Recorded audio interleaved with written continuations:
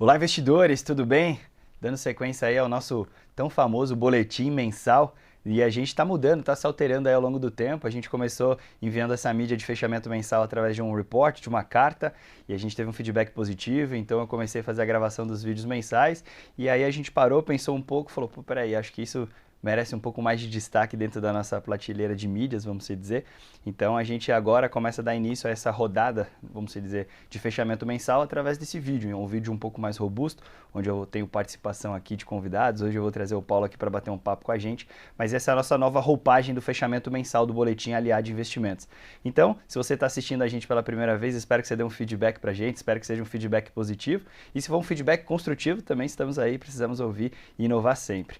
Para esse bate-papo de hoje, eu trouxe aqui o Paulo Pedroso, sócio fundador. É difícil ter agenda para trazer, então a gente tem que aproveitar quando ele tem agenda. Paulo, obrigado aí pelo bate-papo e obrigado pelo tempo aqui que você vai disponibilizar para a gente. Que é isso, obrigado a vocês aqui, para os investidores da LA, para a família LA, estou sempre à disposição sempre. Vamos lá, então o intuito aqui, Paulo, é a gente fazer um resumo de tudo aquilo que foi os principais highlights dentro do mês de outubro, tudo aquilo que conduziu ali talvez a nossa tomada de decisão do dia a dia, mas de forma muito simples a gente passar para o investidor ali quais são os pontos que de fato talvez interferiram numa decisão que a gente tomou na gestão de portfólio ou que interferiu talvez numa performance do portfólio dele. Vamos começar de fora para dentro, que eu acho que é mais fácil, né? Acho que não que os outros lugares não sejam importantes, mas muita gente prefere, né, gastar um pouco mais de tempo, vamos dizer, falando de Brasil. Acho que começando de China, acho que China surpreendeu com a questão dos estímulos, né? A gente viu, a gente sempre tem aquele momento China um pouco mais mascarado, a gente não sabe os dados como vai vir, a gente fica meio 4 meses perdido ali, o que está acontecendo de China. A gente vai acompanhando tudo desde o início do ano, a gente vê a China passando por um momento de talvez um rearranjo interno, onde focou em ajustar a cozinha ali, né, principalmente voltado no setor bancário. A gente viu o setor imobiliário perdendo ali muita potência, perdendo muita força, obviamente isso respingando no Brasil e até empresas brasileiras produtoras de commodities, mas surpreendentemente a gente viu o PIB do terceiro tri um pouco mais forte e o mercado reagindo bem aos estímulos chineses.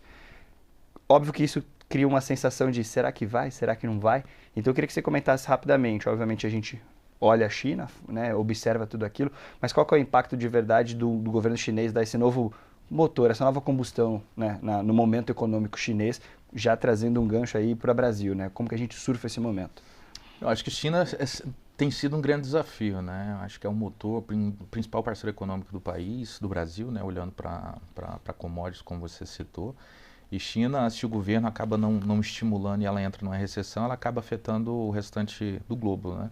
Então a gente conseguiu ver isso no minério de ferro, que é a principal commodity aí que foi afetada com essa desaceleração da China, né? É um grande comprador de minério de ferro da Vale, enfim, Uzi Minas e outras companhias brasileiras, e que se o governo ele não ajuda, obviamente o país ele entra numa recessão, um colapso de curto prazo.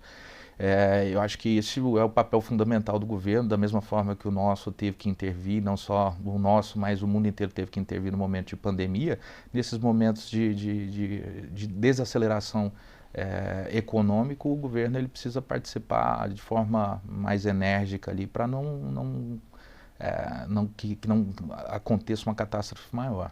Eu acho que a gente vive, quando a gente faz um pareto, vamos dizer, entre China e Goiás, que é o nosso principal momento de atuação, é algo muito do avesso, né? A gente vê a China que tem 30% do PIB voltado no setor imobiliário, tentando achar, né, formas e meios de impulsionar. Por outro lado, a gente vê o setor imobiliário, né, do Brasil como um todo, mas principalmente no Centro-Oeste, onde a gente acompanha, muito forte, né? Muito robusto. A gente vê assim a euforia dos investidores nessa questão. Então, muitas vezes é o que a gente fala para os clientes, né? A gente vive talvez o mesmo problema de óticas diferentes. Por um lado, o setor imobiliário no Brasil ainda é muito forte. A gente tem do recorde em 2024 de lançamento de aquisições. A gente chegou a bater quase 1 milhão de vendas mês, né? Perdão, quase 1 milhão de vendas dias no Brasil como um todo. Isso é um recorde para o setor imobiliário. E por outro lado, você vê a China que sempre despontou ali como motor do mundo nesse setor imobiliário, tendo que ajustar a casa. Eu acho que isso é uma analogia que a gente faz do tipo, o problema às vezes ele só muda a ótica e a gente tem que entender aonde que é ali que a gente vai surfando e a gente vai se realocando. E é cíclico também, né? Então hoje a China está vivenciando isso, a gente está num momento favorável, da mesma forma que anos atrás a gente estava com um momento super favorável para o agronegócio e hoje ele está desfavorável. Então tem alguns segmentos que o ciclo, a gente sabe que os ups and downs eles vão acontecer. E assim, eu sempre digo, né, se a economia mundial é um avião, ele tem dois motores, a China e os Estados Unidos. Então, de fato, a atenção volta-se muito para a turbina China, porque a gente espera que esse motor gire cada vez mais forte, mas mesmo a gente tendo toda essa apreensão, a gente fala de uma meta de crescimento chinês de 5%, eles estão em 4,6%. E é loucura, né? Porque, assim, em comparação com outros países aqui que pensam em crescer 1,5%. Exato. Assim, o Brasil, historicamente, crescendo ali 1 e pouco, ano que vem estão falando ali, talvez a gente feche esse ano crescendo, né, um pouco acima de 3, ano que vem já 1,8, 1,9, e a gente está ali falando, pô, China, vocês estão crescendo só 5, e eu acho que do outro lado a China fala assim, pô, gente, 5 pra gente tá tranquilo, tá? Eu não sei pra economia de vocês. E aí, pulando um pouco, falando um pouco do outro lado ali do hemisfério, acho que Estados Unidos teve ao longo de outubro alguns dados que foram muito importantes, né? A gente teve o payroll muito forte, a gente sabe que esse é um dos dados ali que a gente acompanha de fato na unha ali, a criação de novos empregos nos Estados Unidos vem vindo nos últimos meses muito forte. E é um paradoxo, porque você fala, pô, a economia está se estabilizando, o emprego está tão forte, por que a inflação não cai? Né? E é um pouco do que a gente vive também aqui no Brasil. Tem uma economia forte, mas uma inflação ainda buscando, né, se acertar, se ajustar. A gente teve uma taxa de desemprego caindo, 0,1 ali, mas por uma economia que tem pleno emprego, economia americana, né, sair de 4,2 para 4,1, né, já é um avanço. Mas eu acho que o que envelopa todo esse momento dos Estados Unidos é as eleições. Né? Eu acho que a gente analisa dado, a gente vê uma série de coisas, mas a gente está analisando, obviamente, o presente, já de olho no futuro. A gente tem de um lado Kamala, do outro lado a gente tem o Trump. Eu queria que você tentasse, de modo simples, dizer para o nosso investidor, sendo Trump ou sendo Kamala, eu acredito que o Trump tem uma leve vantagem nessa competição, eu acredito que ele sai vitorioso nessa competição, mas ainda é muito certo. Para o mercado como um todo, qual é o efeito Trump? E para o mercado brasileiro, para a gente é melhor ou pior? Porque eu acredito que essa é a pergunta que eu mais recebo. Quanto mais está chegando perto das eleições, e agora, né, final de semana, dia 5, não, no próximo final de semana, dia 5, perdão, os clientes estão querendo saber, Guilherme, se for o Trump, o que impacta para mim? E se for a Kamala, o que impacta? Queria que você tentasse dar um apanhado. Eu acho que assim, olhando para o mercado, principalmente no mercado de renda variável especificamente falando, ele tem uma predileção para Trump, obviamente, como já aconteceu no passado. Então você tem estímulos econômicos, normalmente você tem corte na taxa de juros, como já está acontecendo nos Estados Unidos, e a S&P batendo máximas atrás de máximas aí mesmo, com todo esses problemas que estão acontecendo em outros países. Então, já Kamala Harris, olhando para uma ótica brasileira, ela é muito mais como se fosse um governo de centro-esquerda, porque ela utiliza ali dos subsídios para, obviamente, ajudar a população, ter subsídios para a população, e isso você direciona esse gasto mais para o mercado interno, enquanto o Trump ele olha muito mais para o expansionismo, ele olha para guerras, armamento, enfim, um direcionamento do recurso que favorece o crescimento em bolsa de valores. Olhando para o Brasil, hoje a gente tem Lula no poder, que tem pouco alinhamento com Trump e tem um alinhamento maior com o governo ali, Kamala Harris, Biden, consequentemente. Então, acaba que, olhando para um cenário de globalização, mais de mercadológico principalmente, Kamala, em tese, poderia favorecer um pouco mais o Brasil. Mas como o Trump ele já tem uma predileção maior, e eu vivi nos Estados Unidos ali na época que foi Trump e Hillary Clinton e o Trump acabou ganhando, para os mercados, acredito que o Trump ele teria uma predileção, um favorecimento maior. E você fez um link que eu queria aproveitar que você disse, que você falou sobre a guerra, né? Parece que não vou dizer que parece que é um desleixo, mas a gente começou a se acostumar de um jeito tão forte com a guerra que parece que ela tem notícia, mas não é mais aquele highlight principal do jornal, né? A gente ainda continua vivendo uma guerra Ucrânia-Rússia e a gente está vivendo a guerra do Oriente Médio. E o impacto disso tudo é um estresse. A gente tem um estresse no petróleo, a gente tem o Brent aí que vai e volta, vai para um lado, vai para o outro, vai para cima, bate recorde e volta. Isso causa um impacto no mundo como um todo de aonde eu vou pôr talvez o meu recurso no momento de segurança. Isso causa um impacto de volatilidade, né, do próprio petróleo.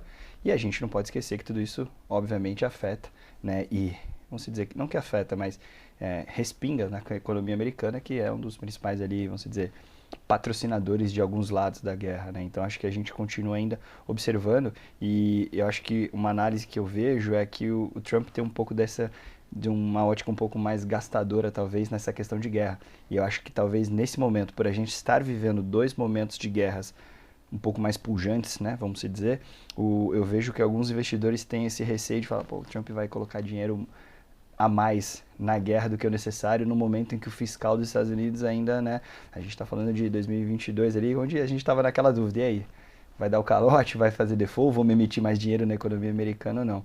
Então, acho que esse é um receio que eu vejo dos investidores de fato.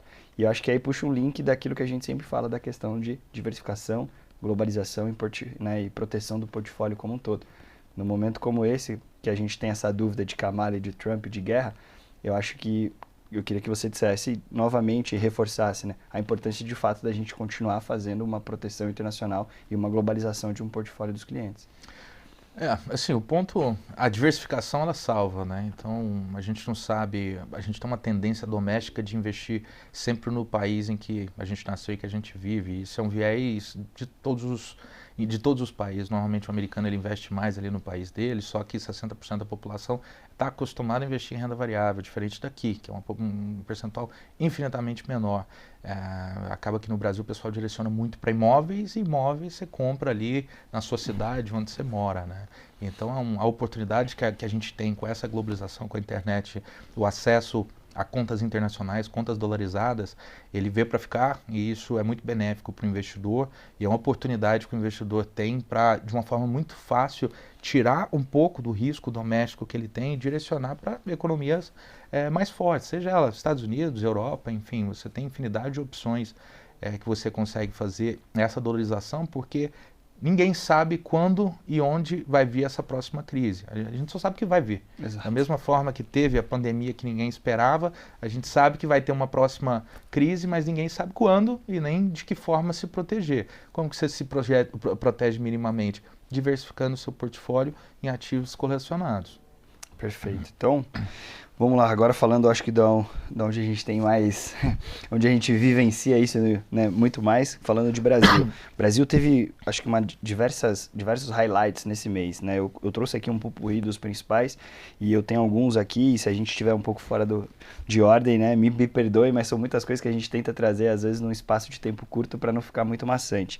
Vamos começar, então, falando, primeira coisa, acho que, primeiro highlight ali, a gente teve a elevação do rate, né, da Moody's do Brasil. Para quem nos acompanha e não sabe o que é rate, rate é a qualidade, é a nota de crédito, vamos dizer, a sua avaliação de quão bom pagador ou quão bom para investir o seu país ou a sua companhia é. A gente tinha um rate de BA2, passamos para um rate de BA1, ou seja, um passo do tão famoso e do tão sonhado investment grade, que é uma nota, um grau de investimento, que quer dizer o seguinte, mundo, esse país é ok, vamos investir mais. A gente teve a elevação do rate na Moody's no momento um pouco controverso, né? Muita gente me disse assim, Guilherme, a Moody's foi sozinha, né? Colocou a regra Brasil debaixo do braço e falou, vamos elevar o rate. Queria que você comentasse um pouco. Eu acho que assim, do ponto de vista de mercado, o rating subiu no momento que em tese não deveria ter subido, né? A gente tem dólar extremamente estressado, a gente bateu as máximas aí dos últimos tempos, a gente tem juro futuro explodindo.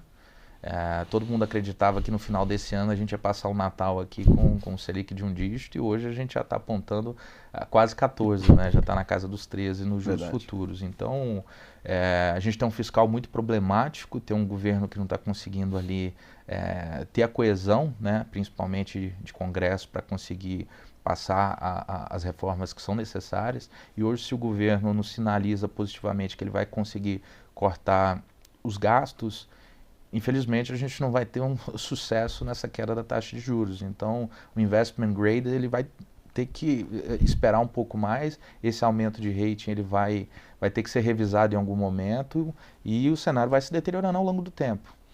Eu acho assim, o cenário brasileiro fiscal é preocupante, obviamente, não só para a gente, como o mundo como um todo. A gente vê um mundo de lupa olhando o nosso fiscal. A gente, por um outro lado, né, a gente até comentou, né, nos bastidores no escritório, né, a gente tem que dar um pouco o braço a torcer por tudo aquilo que o Fernando Haddad está fazendo, né? Acho que a gente tinha uma foto dele em janeiro de 2024 e era um ar de dúvida muito mais negativo, vamos dizer. Pô, a gente conversava, e aí, Paulo, como que vai ser? E ao longo do tempo a gente foi dando o ar da dúvida, acho que tá indo. E agora a gente vê que de fato está tentando, ele está tentando ali, ele está fazendo medidas, coisas estão acontecendo. E assim, eu acho que o momento do mercado agora já virou de um nível que ele está tentando fazer, não sei se vai ser suficiente. A gente tem 93% de comprometimento da nossa geração de riqueza já em despesas obrigatórias. Ou seja, você, a cada 100 que você produz, 93 você já tem alguma Destino. continha para pagar ali, vai sobrar 7 e olha lá.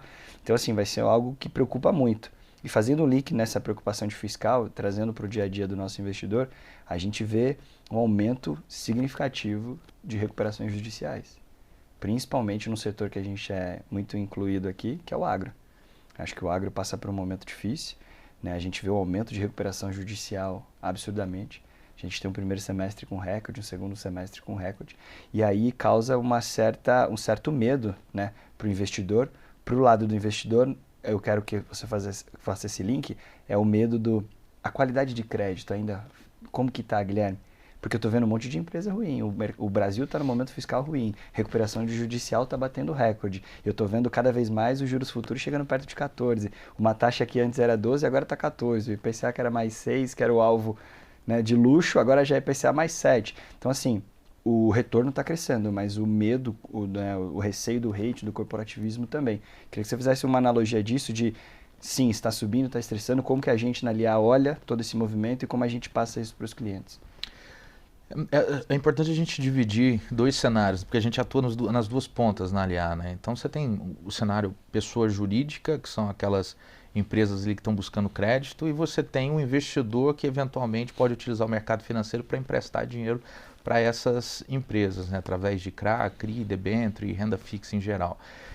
No segmento corporativo das empresas que estão captando recursos na nossa área corporativa, o cenário ele estressou bastante para alguns segmentos específicos. O agronegócio é o principal deles. Qual que foi o principal ponto? Você teve uma queda brusca do preço das commodities, que caíram pela metade do preço. Você teve uma alta dos insumos, então isso desequilibrou. Mas o principal ponto o principal driver mesmo para a crise foi ter a queda da soja, a queda do boi gordo principalmente, e a restrição de crédito. Então, você teve um aumento da taxa de juros, você teve um crescimento dos pedidos de recuperação judicial e os bancos e as instituições financeiras fechando a torneira para esse segmento específico. Então, essa é a tempestade perfeita para que o apocalipse aconteça no setor. Então, você tem aqueles investidores, aqueles produtores rurais que tinham acabado de entrar no mercado e estavam se aventurando, aqueles produtores médios que tinham acesso a crédito, mas principalmente aquele crédito de curto prazo. E quando você navega para um momento de estresse como esse, o principal ponto que o produtor precisa buscar é o alongamento dessa dívida. É o perfil de operação que normalmente não existe subsídio aqui no Brasil, é muito pequeno. Então você teve endividamento de curto prazo vencendo, você teve produtores rurais que estavam tendo um fluxo de caixa negativo, e isso resulta, obviamente, ali no estrangulamento do fluxo de caixa, que hoje você tem a recuperação judicial, que é uma lei de 2005, que hoje ela está sendo amplamente difundida na internet, através dos advogados também, principalmente, e as pessoas estão acessando numa frequência muito maior do que acontecia antes. E qual que é o impacto disso para o investidor pessoa física? O investidor pessoa física ele passou, através do mercado de capitais, financiar vários setores. O imobiliário, através dos CRIs, o agronegócio, através dos CRAs, dos CDCAs e dos FIAGROS, por exemplo, e antes só a instituição financeira, os grandes bancos ali que eram afetados através do crédito. Hoje, a pessoa física, através desses investimentos que ela faz, também passou a ser afetada porque comprou um título aí de renda fixa que foi impactado por um pedido de recuperação judicial. Perfeito. E eu acho que, pegando esse gancho do que você falou, vem para um segundo highlight que eu destaquei aqui para a gente bater um papo. Eu acho que a gente vem vendo um aumento de informações com relação ao FGC, Fundo Garantidor de Crédito.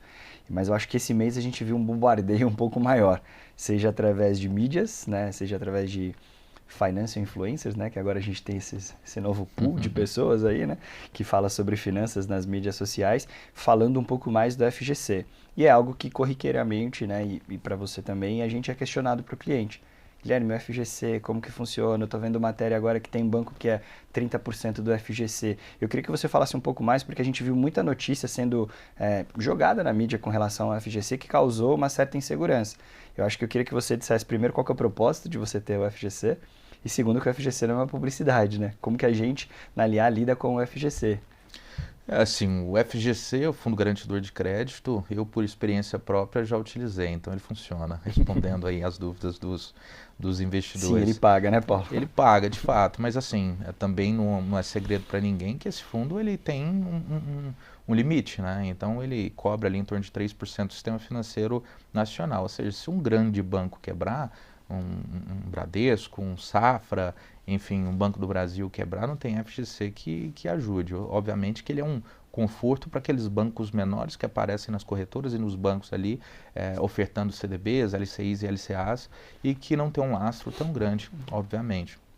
Então, esse ponto especificamente que você mencionou de um banco que tem um percentual relevante, que é o Banco Master, que antes chamava Máxima, salvo engano, é um banco que foi bombardeado aí pelas mídias sociais principalmente, eu não sei se de forma intencional ou não, mas que de fato é um banco que todo mundo sempre teve receio porque os números eram muito ruins, mas que de 2 anos para cá melhoraram bastante. Então, evolução de lucro, Basileia, é um banco que começou a comprar outros bancos menores ali e trabalhar em outros nichos de negócios que antes ele não vinha fazendo, e que melhorou bastante os números. Obviamente que ele teve que fazer uma expansão da carteira de crédito e isso utiliza o FGC. O que assusta normalmente o investidor é a disparidade de taxa que normalmente esse banco oferta no pós-fixado e no pré-fixado, que destoa um pouco dos outros bancos, mas num estresse de mercado, esses bancos menores eles necessariamente precisam pagar mais. Se um BTG está pagando 12% ali, por exemplo, num ativo que é isento de imposto de renda, um banco desse, para conseguir captar, ele tem que ofertar pelo menos 14%, porque senão ninguém vai investir nele. Exato. Eu acho que assim, o que eu quero dizer aqui, deixar muito claro o erro não é o FGC. O erro é como alguns bancos de pequeno, médio porte e até cooperativas utilizam o FGC como uma propaganda. É meio que assim, de forma muito grotesca, invistam aqui, não importa o que seja, tem o FGC aqui por trás. Né? O FGC virou uma propaganda. Né? Não virou uma publicidade. Né? Não importa o que eu faço, não importa o meu potencial, eu tenho o FGC por trás. Não é isso, né? Acho que na LIA a gente atua assim de acordo com o que o FGC nos permite de segurança, mas antes disso eu tenho uma análise daquilo que a gente vai colocar de recurso também. Né? Porque, como você disse, eu já utilizei o FGC na experiência da sua vida no mercado financeiro e o FGC de fato pagou, mas a última coisa que a gente quer é ter que falar para o cliente, ó, eu coloquei recurso, né? Apliquei um recurso seu num banco e esse banco quebrou. Ah, mas o FGC me segurou. Se você tivesse uma quantia até o FGC. Se a gente estiver lidando com um perfil de investidor maior, talvez ele esteja muito além do FGC e a gente não sabe. Enfim, a gente não quer utilizar, assim, o que eu quero deixar muito claro aqui e peço para você, né, reforce isso, né, como um dos nossos heads ali da área de estratégia, é que a gente não utiliza o FGC como publicidade. É de fato um mecanismo de segurança. Eu não estou vendendo meu carro dizendo que ele tem seguro, mas ele tem seguro. É isso. Exatamente, assim, até porque o FGC ele é um conforto que você tem para poder entrar nesses títulos de instituições financeiras que têm um risco maior, mas eventualmente se acontecer o default, esse FGC ele não paga do dia para a noite. Então, nessa experiência que eu tive, foram 42 dias até eu receber o recurso, você não ganha nada por esse período. Então, sem contar que você tem um estresse, aplicativo, fazer cadastro, não é um negócio tão simples como é difundido hoje no mercado, como se fosse o FGC um seguro de vida ali que atende todos os riscos que você eventualmente venha a ter. Até porque, num perfil de investidor com um volume de recurso maior, R$ 250 mil é um volume bem pequeno ali de cobertura. Isso é mais para aquele investidor pessoa física que está querendo fazer uma diversificação e ele foi feito especificamente para dar o conforto para esse investidor. A diligência que precisa ser feita para ativo bancário, ela é igual à diligência que precisa ser feita para ativos corporativos. Então você precisa analisar o rating, o segmento, no caso desse é financeiro, mas assim, índice de Basileia, índice de cobertura, endividamento. Você tem uma série de fatores que você precisa analisar. Ninguém quer ter dor de cabeça no dia a dia. Eu até brinco, né? Acho que tinham que criar um FGC para as bets, né? Porque as pessoas não estão tendo a mesma diligência, né? Estão procurando saber tanto de FGC e estão colocando dinheiro nas bets sem nem fazer ali, né? Sem nem ter, porque não tem nenhum racional, vamos dizer. Mas assim, é muito dúbio às vezes, né? O mercado brasileiro, né? A gente vê segurança e talvez algo que deveria aproximar o investidor do mercado financeiro, que a gente trabalha tanto para divulgar e isso aqui é a quantidade de investidores que a gente tem no Brasil comparado com outros países, para né, por mecanismos de segurança, né, serem utilizados como publicidade. E para alguns outros meios de finanças, enfim, aí tem milhares, venda de curso, assessorias, enfim, uma série de outras coisas, ser tratado como banal. É complicado. Mas assim, alguns outros temas que eu gostaria de falar, a gente falou muito de segurança, rating, crédito, eu acho que entra também num pouco do tema que a gente viu aqui de restrição de crédito ao longo desse final do ano.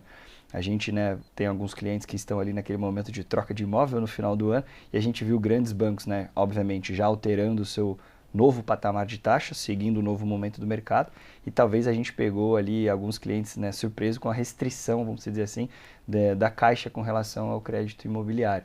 E esse é o novo cenário para os próximos meses, né? Isso é um efeito um pouco, talvez, é um efeito um pouco, não, é o efeito da retirada ali do apetite da poupança. Você acredita que, de fato, é um novo momento, né, de captação de recursos para bancos como a Caixa, por exemplo, nessa questão do crédito imobiliário, porque a gente está vendo uma fuga do dinheiro para poupança, da poupança para outros meios, e obviamente você tem um funding mais barato, que era para o crédito imobiliário, que era a poupança, e agora os bancos têm que usar outras vias, né? Para o lado do investidor, isso é uma nova realidade, que talvez ele tenha que começar a ter como um Pareto? Está acabando essa época aí de taxa tão boa assim da Caixa, por exemplo, para o financiamento? Assim, na minha opinião, você conseguir financiar um imóvel no Brasil com a taxa subsidiada são um dos poucos almoços grátis que a gente ainda tem no nosso país. Quem não aproveita realmente faz loucura, porque é uma forma, da mesma forma que nos Estados Unidos existem infinitas opções ali de você se alavancar através do segmento imobiliário, no Brasil também é da mesma forma. E a poupança, como você mencionou, hoje com a internet todo mundo já ouviu falar, até mesmo os mais antigos, que a poupança não é o melhor investimento. Então as pessoas que nunca investiram, elas sabem, eu sei que a poupança não é o melhor investimento. Qual seria a melhor opção? E você tem esses bancos digitais que fazem muita propaganda de CDBs, enfim, CDBs de liquidez diárias, que obviamente pagando acima de 100% do CDI, ali, de 100% ou mais, eles são uma excelente opção em comparação com a poupança. A tendência é que no médio e longo prazo os saques da poupança eles continuem aumentando. Então os bancos eles precisam utilizar de outras ferramentas ali para conseguir uma taxa que seja subsidiada. Você tem aí o fundo de FGTS, que também é destinado para algumas ações específicas. A poupança, você tem, por exemplo, o BRB, que é um banco estatal do Distrito Federal, que ele utiliza os depósitos judiciais ali, que também tem uma atualização muito menor do que o CDI e que é utilizado para o segmento de habitação.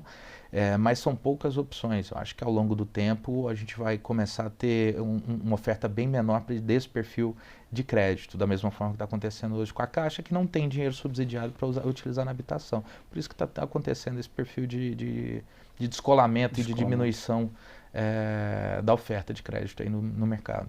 E o custo do dinheiro no tempo muda, né? Acho que é isso que às vezes a gente bate um papo com o investidor e o que ele tem que dizer, a gente tenta passar para ele é que o custo do dinheiro no tempo muda. A gente estava falando no começo do ano de encerrar 2024 com uma taxa de 1 dígito, agora a gente já está em 10,75, talvez começando em janeiro ali na casa de 11,5. O custo do dinheiro subiu. Não tem mais como talvez os bancos, por maior que seja, né, o bancão que a gente fala, tenham um caixa gigante ali, um funding gigante, mas o custo do dinheiro muda no tempo e obviamente os bancos vão se ajustando, né? E o investidor tem que entender isso também, né? Acho que o custo do dinheiro muda no tempo e aí entra talvez o que a gente fala, né? Sempre a importância de você ter uma consultoria, né? Um financial advisor ali fazendo a conta, vamos dizer para você, em que momento faz sentido a alavancagem, a tomada de crédito, se o crédito está mais caro, como que eu faço agora? Eu vou fazendo alguns outros meios e é um pouco daquilo que a gente faz no nosso dia a dia.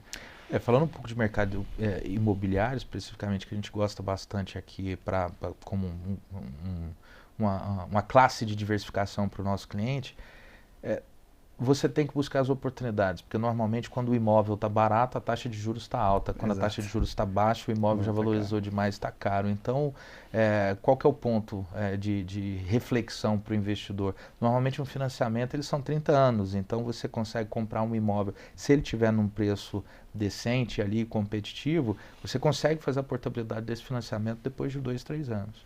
E essa também é uma grande vantagem que normalmente nenhum lugar tem. Nenhum lugar tem, aqui exato. tem. Esses benefícios de aquisição do imóvel em Brasil é muito... Quando eu falo com investidores de fora e a gente fala de alguns benefícios que tem de se comprar um imóvel no Brasil, a primeira pergunta que nos vem mas é um país com esse problema econômico que vocês têm, fiscal, e mesmo assim tem uma série de benefícios, a gente fala, da mesma forma que aqui é o único país que tem consórcio. Exato. A gente até brincou, a gente estava recentemente, eu e o Paulo, no evento, e aí um dos questionamentos do palestrante, ele falou assim, pô, quem aqui acha ruim os ativos isentos de imposto de renda, né? E, unanimemente todo mundo, né? Ficou quieto. Ele falou, mas muitos de vocês criticam a arrecadação fiscal e tudo mais do governo. Então você falou, opa, peraí, eu acho que eu tenho participação nisso também. Enfim, mas isso é tema para um outro bate-papo. Outro dado que saiu ao longo do mês de outubro, e esse eu acho que vale a pena a gente falar um pouquinho mais, é com relação ao IPCA. A gente teve a prévia do IPCA 15, saindo ali de 0,13, que fechou no mês passado, para 0,54, ou seja, a gente teve um descolamento novamente ali na inflação. A gente veio de 2 meses de inflação fraca, né? Tivemos até uma deflação, que para muitos investidores recentes ali talvez não tinham tido isso no portfólio há algum tempo, né? E a gente saiu ali de 0,13 para 0,54, já beirando novamente ali nos 12 meses acumulado 4,47, 4,43, 4,47. Lembrando que a gente tem uma meta de inflação de 3%, podendo chegar ali até 4,5%, e a gente ainda tem mais 2 meses pro encerramento do ano. Inflação novamente tomando força. E aí acho que tudo isso é o resumo do que a gente diz. A alocação e inflação faz sentido, sim, e a inflação tende ainda a ter essa força para o final do ano no Brasil. E isso causa um impacto, obviamente, no portfólio dos clientes. A gente foi muito questionado nesse momento de deflação, porque até os títulos públicos deram aquela balançada e uns perderam atratividade, outros ganharam. Então eu queria que você fizesse esse cross, essa analogia da inflação voltando, esse impacto da inflação no portfólio, e como a gente já vê, né, estamos aí já em novembro, vamos dizer, caminhando para 2025, como que a gente vê a inflação já para o ano que vem no portfólio dos clientes? Acho que assim, olhando para um portfólio de um investidor, a inflação ela nunca deve ser aquela parte do portfólio em que o investidor pensa num saque de curto prazo. Então, quando você pensa em adicionar IPCA na sua carteira, seja através de título público, ativo isento, bancário, enfim, ou através de fundos de investimento, você tem que ter um horizonte ali de 3, 4, 5 anos para você capturar o máximo ali de retorno para essa classe de ativo. Acho que assim, olhando para o passado, e o passado ele nos ensina bastante, países emergentes, de uma forma geral, eles sempre têm um carrego de inflação muito maior do que a comparação com outros países. E o Brasil é um exemplo disso. Aqui é um país que sempre teve uma inflação alta e que aqui continua sendo emergente e que provavelmente a gente vai continuar tendo uma inflação acima da média por muitos e muitos anos até que a gente consiga se desenvolver. Então, olhando para um portfólio mais maduro, sempre há espaço para ativos indexados à inflação, quando você tem uma janela, um horizonte maior, que obviamente que não seja um caixa de empresa ali, ou então um caixa de curto prazo que você precise utilizar ali a qualquer momento. Eu acho que o cenário brasileiro de taxas altas e inflação alta nos acostumou a ser curto prazista, né? Você tem taxas IPCA mais altíssimas no Brasil. Você tem pré aí muito alto. Isso dá uma certa sensação de curto prazismo para o investidor. Pô, eu tenho IPCA mais 7, IPCA, né? Pô, isso aqui é minha liquidez. E não é. A gente está falando de ativos de 4, 5, 7 anos, seria o ideal você manter no seu portfólio para, de fato, você passar por alguns momentos cíclicos e colher tudo isso, né? Acho que esse movimento curto prazista brasileiro, muitas vezes, faz, obviamente, com que a gente aproveite taxas para captação e carregar isso no longo tempo, mas isso gera também um sentimento no investidor que ele pode trabalhar o portfólio líquido dele a qualquer momento, porque o momento de estresse está muito alto, né? Eu acho que a gente viu isso ao longo de 2024 e principalmente nesses meses, os últimos 2 meses, né, setembro e outubro. A gente viu um estresse da taxa de juros muito forte e muitas vezes clientes com ativos com taxas altas, taxas boas, olhando ali e falou, mas espera aí, por que eu estou tendo talvez uma marcação na curva ali um pouco menor do que o necessário? Eu falei, cara, porque o estresse está tão grande que o que é bom hoje está com uma taxa excelente, mas tem coisa no mercado tendo que pagar muito mais para gerar essa atratividade de captação, né? Acho que é um pouco disso, né? A gente ainda tem esse sentimento do cliente desse curto prazismo, né? De ter um portfólio ali líquido com todas as taxas, todos os momentos. Aproveitar, a inflação subiu, agora eu quero tudo na inflação. Mas eu vi que o pré tá bom, vamos para pré, não, calma. Vamos dividir as caixinhas e levar um pouco mais. Eu acho que assim, eu puxo até o gancho que você trouxe lá atrás das bets, né? O brasileiro, ele olha muito para o portfólio de investimento, ele quer dar all-in naquela classe de ativo que vai despontar das demais. E esse que é o grande risco, né? É muito fácil você olhar para trás e ver qual foi o ativo que despontou. A dificuldade é você olhar para frente e tentar adivinhar o que vai despontar daqui em diante. Então hoje tem muita gente apostando em bet e chamando isso de investimento. Da mesma forma que a gente olha aqui para o juro futuro, a gente está vendo uma ascensão de juros, mas que se o governo ajustar o fiscal, como você mencionou, Fernando Haddad ali e sua equipe, eles conseguirem trazer um conforto para o mercado internacional também, de que as coisas aqui estão melhorando, passando essas reformas, automaticamente o juro futuro ele começa a despencar e todo mundo vai ter saudade desse momento que a gente está vivendo agora de taxas pré-fixadas que hoje são difíceis de encontrar, mas que estão bem atrativas, de IPCA mais 7 isento, por exemplo, que hoje você tem uma facilidade muito grande de encontrar com bons emissores.